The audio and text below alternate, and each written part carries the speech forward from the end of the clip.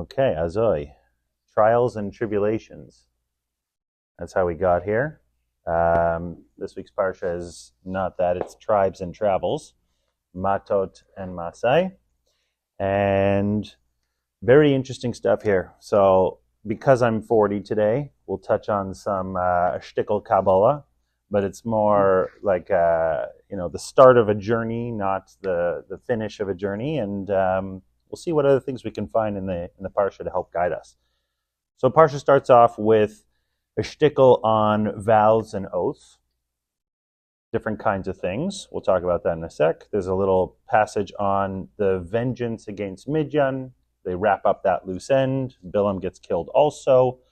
And we start to pivot into the story of inheritance.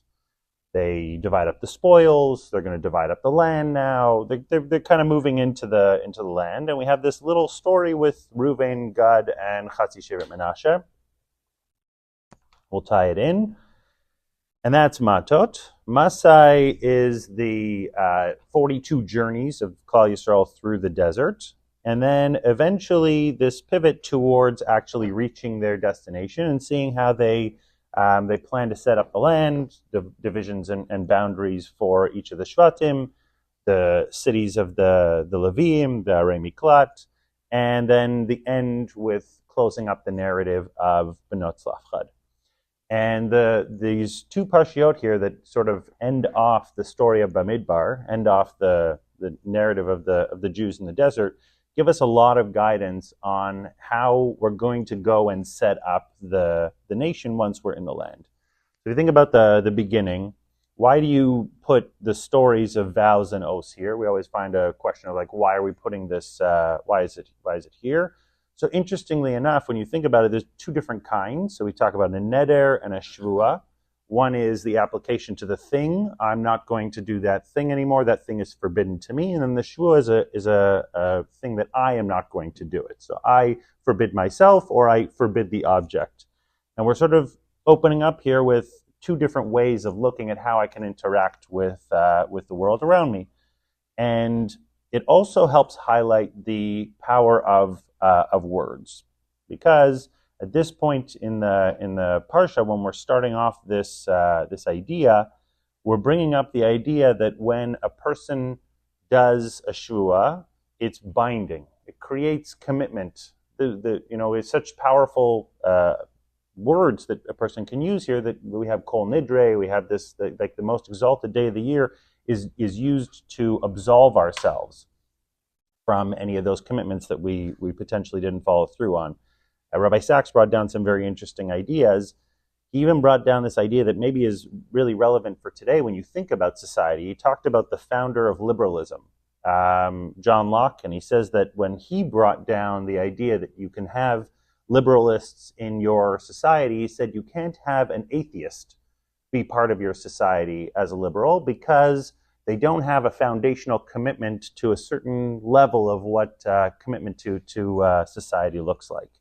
So, I mean, really, when you think about it, this idea of a shua or of a neder, really, in a way, it allows us to create something. And maybe what it does is it takes the power of words beyond simple communication, and it allows us to move into the creation of community, to create something that goes beyond just words for the sake of talking to each other. And what's interesting, if you think about this idea of the creation of community, is the end of the second parsha of Masei. Stood out to me. Why put the story of Benot Tzlafchad as the closing segment of the book, of the parsha? It's random, and it seems to connect with something we talked about a few weeks ago also, where they brought up their issue. So Benot Tzlafchad, what was the story that happened before? They came to Moshe and they said, look, we're all daughters. We're going to lose the inheritance of our father if this is not set up right. What happens? They come close to Moshe. They tell him they make their case. Moshe goes to Hashem. Hashem comes back and he says, Cain, you're right. This is the way that it's going to work. Don't worry, you're going to get a nachala in the land. What happens in this week's parsha? Almost the exact same story, but pivoted. This time, the heads of Menashe come and they say, oh, we have a case to make. If they get married out of the shevet, we're going to lose the inheritance. Moshe goes to Hashem. He comes back. He says, "Yes, Cain, you're right." It's like a mirror image of this story. So, I mean, definitely almost makes more sense to put the two of them together. You make the two cases, put them next to each other, and then you make the case that way.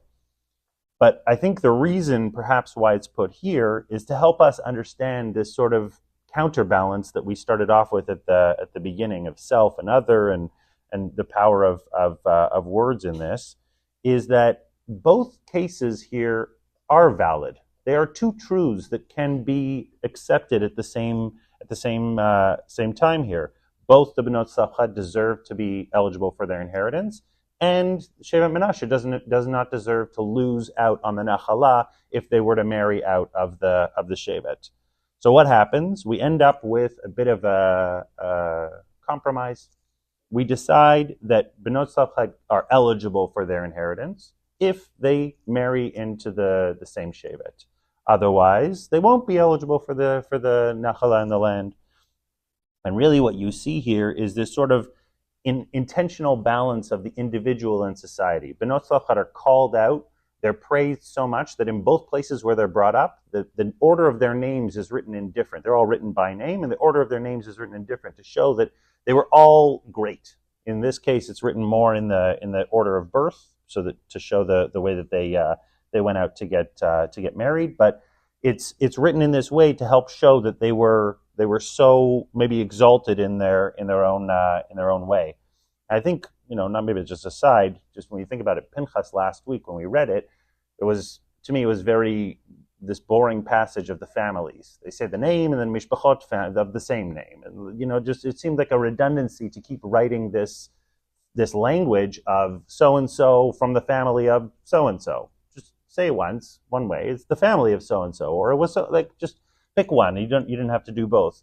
And it seems like what we're doing in this section here is, as we go into the land and we set ourselves up for a society here, we're doing it in a way that we recognize where we come from as part of a tribe, part of the Matot, the breakdowns of our people, but also as individuals with names being recognized on their own. So it gives me some guidance to head into the next phase of whatever life is. But at the same time, one of the most pivotal parts of the Parsha is the Masaot, the different journeys. And it's very interesting. There's a number of different things that maybe to explore around this, but we'll just try and focus on one little one. There's two different languages that is written about the Masaot. One is attributed to Hashem, where it says that these are the travels of. And then there's another one that it says when Moshe wrote it down, he wrote about the Motzi'im, each time that they left a place. So his focus was a little bit more on the leaving. The direction that is attributed to Hashem is a little bit more attributed to the journeys between places. They say that that's actually a representation of the way that people are. The Jews in those places, they got bored, and they said, okay, we got to get out of here already. I need to move on. There was this sort of like tension that they had with where they were, and they pushed to leave. So their focus as humans, the Moshe represented side, was the human side of the Masaot, and Hashem's side was a little bit more focused on the travels. So if you look at the travels, here's your little Kabbalistic kapitel over here, or shtickle. This section here of all of the Masaot was 42 different journeys. And they say that it relates to the Shem Hashem as it's written in Ana B'Koach, a little part that we say as we head into Shabbos. It's a saying that we say at the time of transition, at the time of making a leap into a next phase of some kind. And if you look, I won't go through all the names here, but if you look at all of the different places that they stopped, they represent different kinds of challenges in life. So there's the Mara, there's the Refidim, each one of these things represents kind of a challenge, whether it's you feel sad, you feel anxious, you feel lust, you feel whatever, any of these different kinds of human feelings that a person feels going through their life. And the Masaot factor of it is almost to understand that is the journey of life. This is where Tikkun comes from, is recognizing that I'm in this phase, and it's part of a longer narrative of going through life. So both the Baal Shem Tov and the Arizal, they talk about this fact as how the journey ends up being the tikkun, but it's sort of recognizing that this is everybody's life. Everybody goes through these kinds of different masaot and these different kinds of stops along the way.